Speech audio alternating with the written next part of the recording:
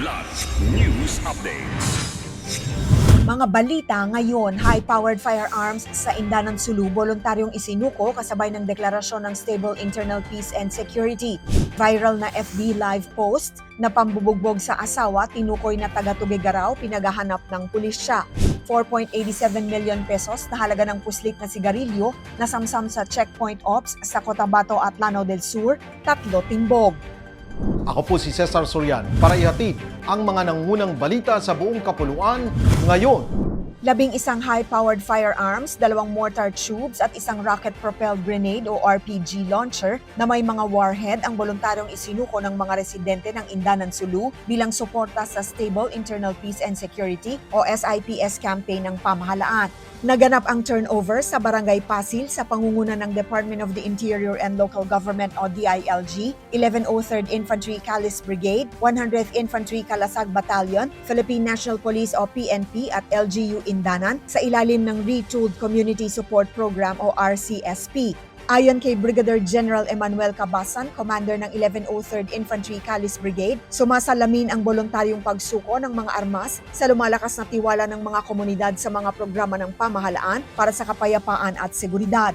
Sinabi naman ni Mayor Albakil Thong Jikiri na patunay ito ng pagpili ng mga residente sa kapayapaan at kaunlaran kaysa armadong tunggalian. Iniutos ni Tuguegarao City Mayor Myla Rosario Tingke sa Tuguegarao City Police ang agarang investigasyon matapos mag-viral ang video na nagpapakita sa isang vlogger na umano'y humihila sa buhok at paulit-ulit na sinasaktan at minumura ang kanyang asawa. Ayon sa alkalde, nakilala na ang suspect na residente ng Barangay Ugak Norte, ngunit wala ito sa bahay ng unang puntahan ng mga pulis. Burado o nakatago na rin ang Facebook account na pinagmula ng live video. Ipinasa na rin ni Tingke ang video sa pulisya, Social Welfare Office at iba pang ahensya upang matukoy ang kinaroroonan ng biktima at ng suspect. Nanawagan din siya sa publiko na magbigay ng anumang impormasyong makatutulong sa investigasyon at tiniyak na hindi kukonsintihin ang karahasan laban sa kababaihan at mga bata.